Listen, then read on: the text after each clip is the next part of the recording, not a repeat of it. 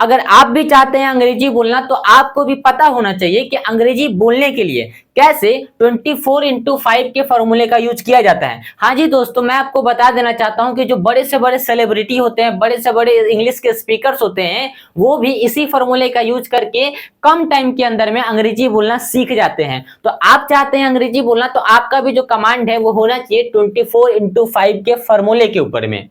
क्यों? क्योंकि ये आपको कम टाइम के अंदर में अंग्रेजी बोलना सिखा देगा।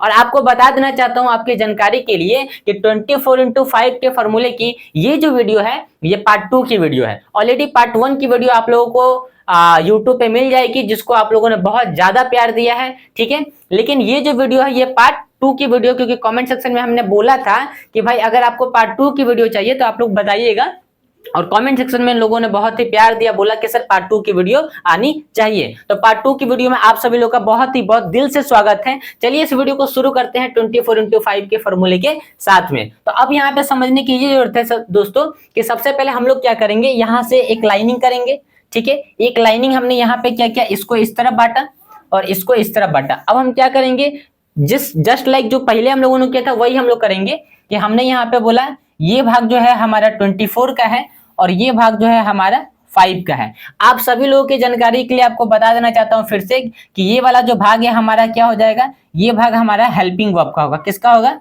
हेल्पिंग वर्ब का हो जाएगा, ठीक है। और ये वाला जो भाग है हमारा कौन से वर्ब का होगा, ये वाला जो भाग है ये हमारा मेन वर्ब का भाग हो जाएगा, ठीक है। ये हमारा मेन वर्ब का भाग हो गया।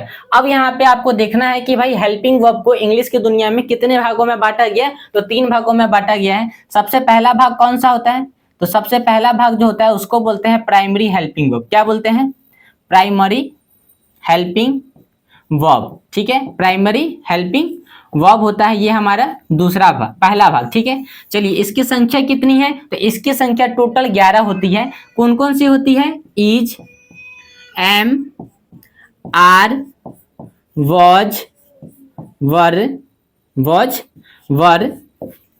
Has, have, had, do, does, did, ठीक है।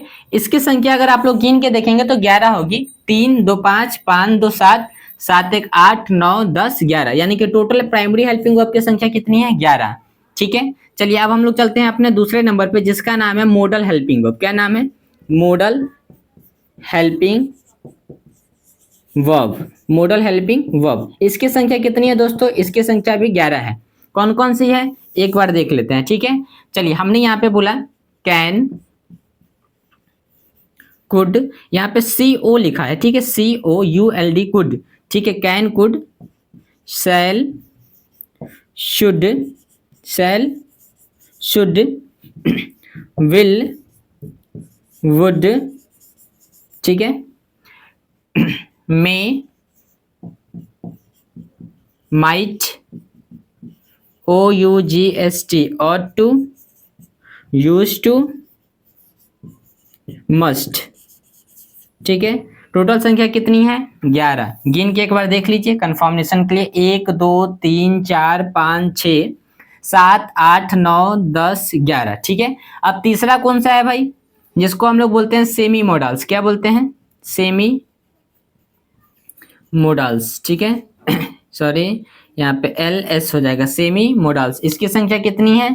टोटल 2। कौन कौन सा है? डेयर, और यहाँ पे दूसरा आ जाएगा आपका नीड, डियर और नीड, ठीक है। मेन वर्ब के कितने रूप होते हैं भाई? मेन वर्ब के रूप 5 होते हैं। कौन कौन से होते हैं? V1, V2, V3, V4 और यहाँ पे V5, ठीक है। मेन वर्ब किसे कहते हैं? तो कोई भी जो काम आप करते हैं सुबह से लेकर शाम तक, उसे हम लोग क्या बोलते हैं? Main verb. पढ़ना, खेलना, कूदना, हंसना, रोना, ये सब क्या है? ये सब मेन वर्ब की कैटेगरी में आता है। और एक ही काम को जब आप 5 रूप में बांट देते हैं तो उसी को बोलते हैं वर्ब के फॉर्म, ठीक है।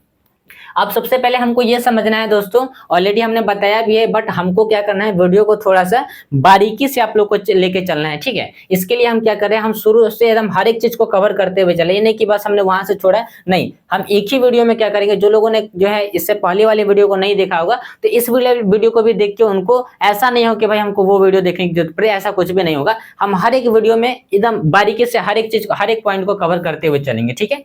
अब सबसे पहले बात ये समझिए कि हेल्पिंग वर्ब, मेन वर्ब, तो किसी भी आज के बाद से आप लोग पहली बात ये सीखिएगा कि वर्ब को आपने क्या किया, दो भागों में बांट दिया, ठीक है। एक भाग आपका हो गया हेल्पिंग वर्ब का और दूसरा भाग हो गया आपका मेन वर्ब का। ये बात हमको समझ में आ गई। अब हेल्पिंग वर्ब, मेन वर्ब की जरूरत क्यों पड़ती है सर, सबसे पहली बात ये आएगी, ठीक है। तो याद रखिएगा, इंग्लिश का कोई भी सेंटेंस अगर आपको बनाना है, इंग्लिश का कोई भी सेंटेंस अगर आपको बनाना है तो आपके पास में दो चीज की जानकारी होनी चाहिए। पहला, आपको हेल्पिंग वर्ब की जानकारी होनी चाहिए, दूसरा आपको मेन वर्ब की जानकारी होनी चाहिए। क्यों होनी चाहिए सर, तो इसके लिए इस जानकारी इसलिए होनी चाहिए कि सबसे पहले आप कोई भी इंग्लिश का सेंटेंस बनाएंगे तो उसमें या तो हेल्पिंग वर्ब आएगा, या तो उसमें मेन वर्ब आएगा, या तो उसमें दोनों आएगा, ठीक है। और याद रखिए कि जहां पे भी हेल्पिंग वर्ब आता है वहां पे मेन वर्ब आता है, जहां पे भी मेन वर्ब आता है वहां पे हेल्पिंग वर्ब आता ही आता है। यानी कि जहां पे भी आपको देखिए, पहले बात यहाँ पे एक बात समझिए कि यहाँ पे क्या है, ये नाउन है, ठीक है, और यहाँ पे ये क्या है, वर्ब है। यानी कि आप इसको नाम बोल सकते हैं और इसको आप काम बोल सकते हैं। तो इंग्लिश की दुनिया में दो चीजें होती है, एक होता है नाम और दूसरा होता है काम। तो जब भी आप काम की बात करेंगे तो वहां पे दो बातें आएंगी, एक आएगा आपका एचवी और दूसरा आएगा आपका एमवी।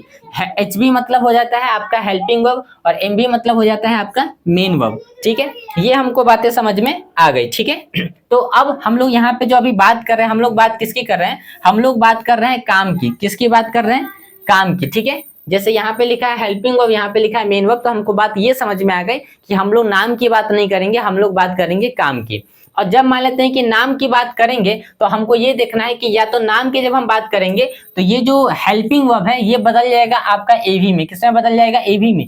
एवी का मतलब होता है ऑक्सिलरी वर्ब, ठीक है। तो हम आपको एक वीडियो और लेके आएंगे दोस्तों कि रोल ऑफ ऑक्सिलरी वर्ब। बहुत सारे लोग को हमने देखा है कि वो हेल्पिंग वर्ब को ही जो है ऑक्सिलरी वर्ब का रूप दे देते हैं और बोलते हैं कि भाई जैसे आपने बोला, यहाँ पे हम आपको एक सेंटेंस लिख के दिखा देते हैं। आपने बोला I am a student, I am a student, ठीक है। ये आई एम ए स्टूडेंट आपने लिखा, तो यहाँ पे जो एम है ना, अब ये क्या है, ये हेल्पिंग वर्ब है। आप तो बोलेंगे सर यहाँ पे लिखा हुआ ये एम है, ये हेल्पिंग वर्ब है, लेकिन मेरे दोस्त ये हेल्पिंग वर्ब नहीं है, इसको हम बोलते हैं एवी। क्या बोलते हैं, एवी। एवी का मतलब ऑक्सिलरी वर्ब। और अब ये ऑक्सिलरी वर्ब जो है यही क्या बन जाएगा, ये बन जाएगा आपका मेन वर्ब, ठीक है। तो याद रखना हमेशा कि ऑक्सिलरी वर्ब को आपको पढ़ना पड़ेगा, तो वो अभी हम आपको खैर नहीं समझा पाएंगे, ठीक है। उसको एक अलग ही टॉपिक हो जाता है जिसको समझाने के लिए एक टाइम चाहिए, प्रॉपर वीडियो। ऑलरेडी यूट्यूब पे मेरे रोल ऑफ ऑक्सिलरी वर्ब के नाम से एक जो है वीडियो है, वो आप लोग देख लीजिएगा, और नहीं तो आप लोग कमेंट सेक्शन में कमेंट करके बताइएगा कि भाई रोल ऑफ ऑक्सिलरी वर्ब की भी एक वीडियो लेके आइए, तो हम उसको भी एक डिटेल में एक वीडियो लेके आपके पास में आ जाएंगे, जिससे क्या है कि आपको ये पता चल जाएगा कि हेल्पिंग वर्ब, मेन वर्ब और ऑक्सिलरी वर्ब में क्या अंतर होता है, ठीक है। ये बातें आपको समझ में आ जाएगी।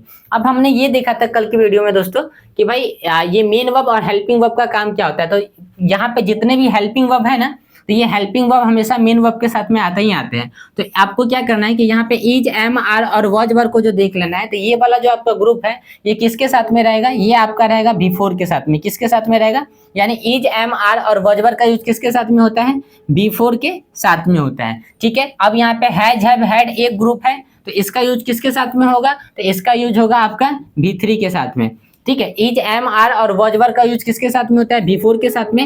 हैज, हैव, हैड का यूज किसके साथ में होता है, B3 के साथ में, ठीक है। अब यहाँ पे तीन बातें बच गई, तीन वर्ब बच गए, डू, डज और डिड। तो डू का मतलब होता है B1, डज का मतलब होता है B5 और डिड का मतलब होता है B2, ठीक है। तो B1 के आगे आप डू लगा दीजिए, ठीक है। B2 के आगे आप डिड लगा दीजिए और B5 के आगे आप डज लगा दीजिए।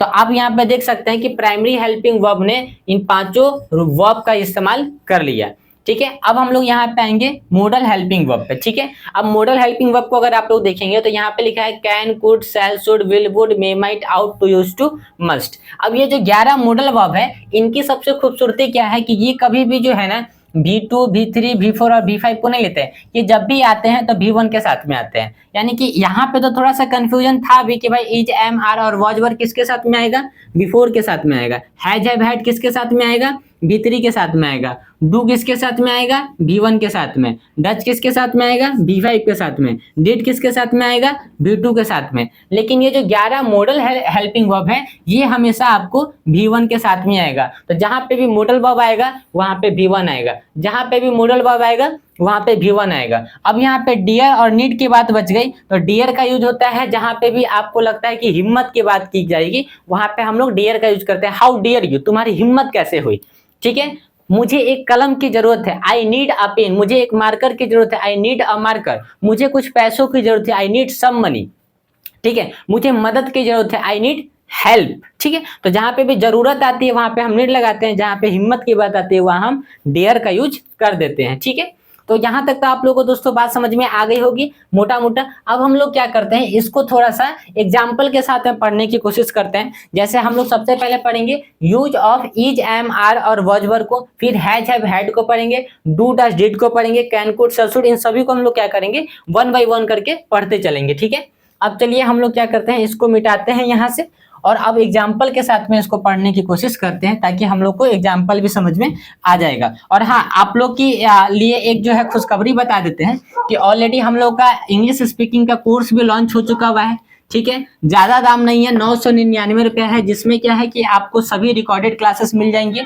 साथ में क्या है कि वीकली आपको लाइव क्लासेस भी मिलेगी, जिसमें क्या है कि जो वीकली आप लोगों ने पढ़ा है उसके लिए आपके जो भी डाउट्स होते हैं उसको क्लियर करने के लिए हम लोग लाइव वीकली जो है एक लाइव क्लास लेते हैं, ठीक है, जिसमें आप लोगों के डाउट को क्लियर किया जाता है, प्रॉपर आपको गाइड भी किया जाता है। साथ में क्या है कि कल के डेट में हम लोगों ने एक ई बुक को भी लॉन्च किया, यानी कि जो मैं प्रॉपर पढ़ाता हूँ वही सारे कंटेंट जो है मैंने अपनी ई बुक में जो है वो आप लोग को दे दिया, जिससे क्या है कि आप लोग को एक प्रॉपर गाइडेंस मिल सके, आपको कहीं दूसरे किताब को पढ़ने की जरूरत ना पड़े, और जो भी हम पढ़ा रहे हैं वो सारा कंटेंट आपको एक बुक के माध्यम से यानी ई बुक के माध्यम से आपको मिल जाए आसानी से, जिससे क्या है कि आप हर एक बात को आसानी से समझ पाएंगे, ठीक है। तो आपसे मैं ये कहूंगा कि अगर आप अंग्रेजी बोलना चाहते हैं, अपने रिटेन को अच्छा करना चाहते हैं, तो सबसे पहले आप दो काम कर लीजिए। एक तो यूट्यूब पे वीडियो को देखते ही हैं, साथ में आप एक कोर्स ले लीजिए, ठीक है, जिसका प्राइस आपको समथिंग 999 रुपये माने कि 1000 रुपये लगेगा। साथ में क्या है कि ई बुक का जो प्राइस है वो 299 है, ऐसा था हम उसको 499 में बेचते हैं,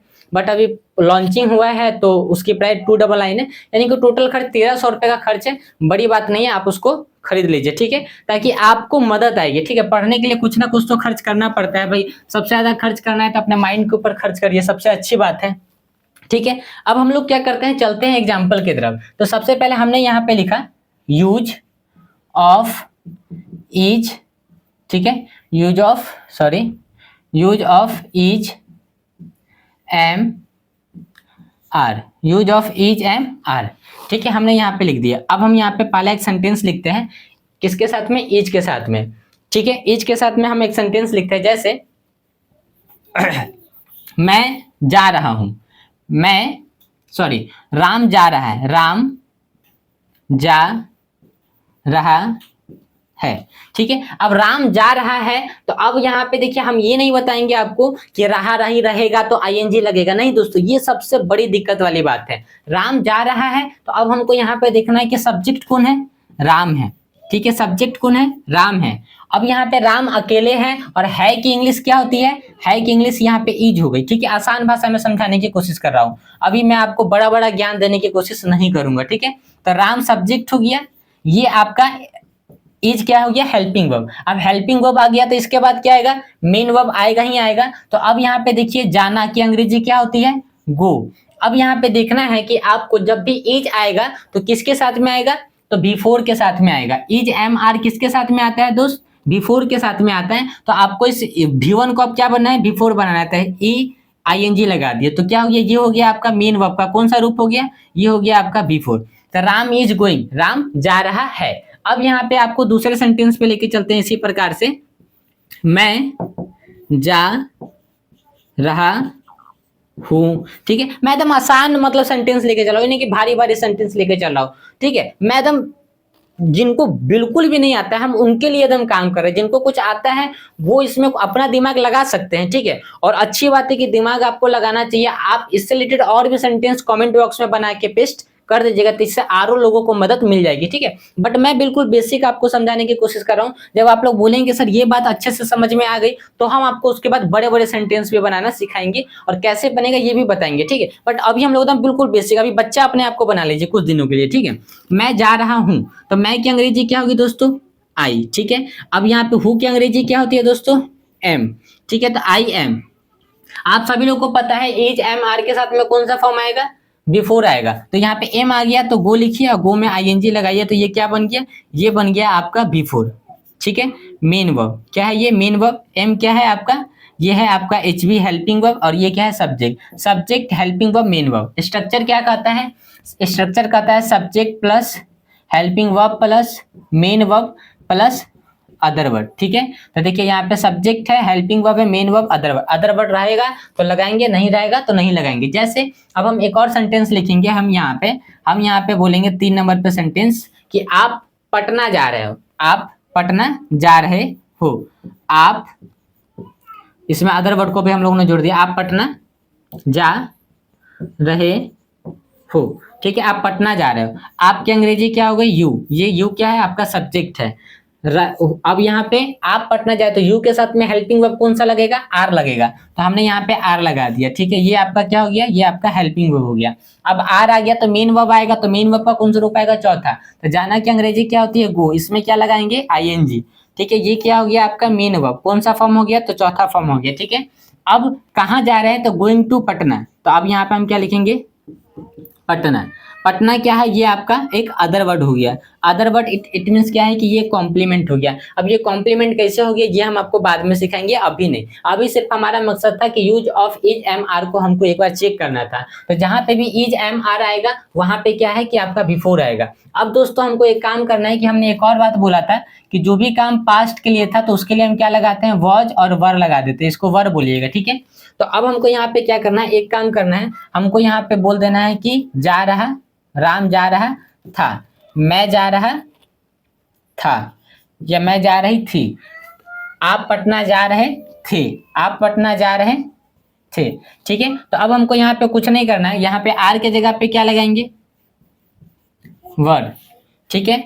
एम के जगह पे क्या लगा देंगे, वॉज, ठीक है। इच के जगह पे क्या लगा देंगे, वॉज। देखिए वॉज आया, बिफोर आया, वॉज आया, बिफोर आया, वर आया, बिफोर आ गया। तो हमको यहाँ पे तो बात समझ में आएगा कि use of is am are और वॉज वर के साथ में हमेशा बिफोर आता है, ठीक है। अब हम लोग क्या करते हैं, आगे चलते हैं, किसके साथ में, यूज ऑफ हैज, है और हैड के साथ में, ठीक है। चलिए अब हम लोग चलते हैं यहाँ से आगे थोड़ा सा, आप लोग अपना स्क्रीनशॉट लेते हुए चलते रहिएगा, ठीक है। चलिए इसको मिटा दिया, ठीक है। अब हम लोग यहाँ पे लिखते हैं use of has, have, had, has, have, had, ठीक है। ये चीज हम लोगों ने लिख दिया। अब हम यहाँ पे एक सेंटेंस लिखेंगे, जैसे मैंने खाना खा लिया है, ठीक है। मैंने खाना खा लिया है या मैं खाना खा चुका हूं, ठीक है। मैंने खाना खा लिया है या मैं खाना खा चुका हूं, बात एक ही होती है, ठीक है दोस्तों। अब इसको बनाना है, मैंने की अंग्रेजी क्या होगी, आई। मैं क्या है आपका सब्जेक्ट है, ठीक है। अब आई के साथ देखिए दोस्तों, यहाँ पे कुछ लोगों को कंफ्यूजन होता है कि हैज, हैव, हैड किसके साथ में लगाते हैं। तो आपका जैसे आई हो गया, यू हो गया, वी हो गया, दे हो गया, इन्हीं कोई भी प्लूरल सब्जेक्ट जो होगा उसके साथ में क्या लगा देंगे, हैव लगा देंगे, ठीक है। और यहाँ पे आप बोल दीजिए he, she, it, any singular name, any singular name, ठीक है। एनी सिंगुलर नेम के साथ में क्या लगा देंगे, हैज। कब लगाते हैं, तो प्रेजेंट में लगाते हैं, ठीक है। प्रेजेंट में जब हम हैज का यूज करते हैं और इन दोनों के साथ में जितने भी सब्जेक्ट लिखा है अगर पास्ट की बात होगी तो वहां पे हम क्या लगा देंगे, हैड, ठीक है। तो प्रेजेंट के लिए हैज और हैव का यूज करते हैं और पास्ट के लिए सभी सब्जेक्ट के साथ में पास्ट में हैड का यूज कर देते हैं। तो आई के साथ में क्या लगाएंगे दोस्तों, हैव लगा देंगे तो आई हैव। खाना खाना की अंग्रेजी क्या होती है? खाना खाना की अंग्रेजी होती है ईट, और ईट का यहाँ पे आपको थर्ड फॉर्म लगाना है। इसका स्ट्रक्चर क्या होता है? Subject plus has, have plus plus V3 plus other word. ठीक है, अब देखिए सब्जेक्ट लिखिए और सब्जेक्ट के हिसाब से हैज या हैव का चुनाव करना है, तो हमने हैव का चुनाव किया। अब यहाँ पे V3 बोल रहा है, तो अब यहाँ पे इसकी अंग्रेजी क्या होगी? V3, तो आई हैव ईटन, मैंने खाना खा लिया है। ठीक है, अब हम यहाँ पे एक और सेंटेंस लिखते हैं, किसके लिए? हैज के लिए। राम ने खाना खा लिया है। ठीक है, तो राम की अंग्रेजी क्या होगी? राम। ठीक है, राम के साथ में क्या लगा देंगे? हैज। देखिए he she it any singular name, तो राम हैज, और खाना खाने की अंग्रेजी क्या हो गई? ईटन। ठीक है, अब हमने यहाँ पे तीसरा सेंटेंस लिखा, क्या? यू के साथ में। ठीक है, यू के साथ में क्या लगाएंगे? हैव। अब यहाँ पे हमने क्या लगा दिया? ईटन। ठीक है, हमने यहाँ पे एक और सेंटेंस लिखा, बोला we have eaten, we have eaten. तो आप बोल सकते हैं I have eaten, you have eaten, we have eaten, they have eaten, he has eaten, she has eaten, Mohan has eaten, Sohan has eaten. यानी किसी भी सब्जेक्ट के साथ में आप ऐसे सेंटेंस की प्रैक्टिस कर सकते हैं। तो आज के इस वीडियो में हम लोग use of is, am, are, was, were और हैज, हैव, हैड का यूज करना सीख लिया। दोस्तों कैसी वीडियो लगी कमेंट में बताइएगा, और वीडियो अच्छी लगे तो वीडियो को लाइक करें, पहली बार है तो सब्सक्राइब करें, और उसके साथ में इस वीडियो को शेयर अपने जैसे लोगों के साथ में जरूर करिएगा।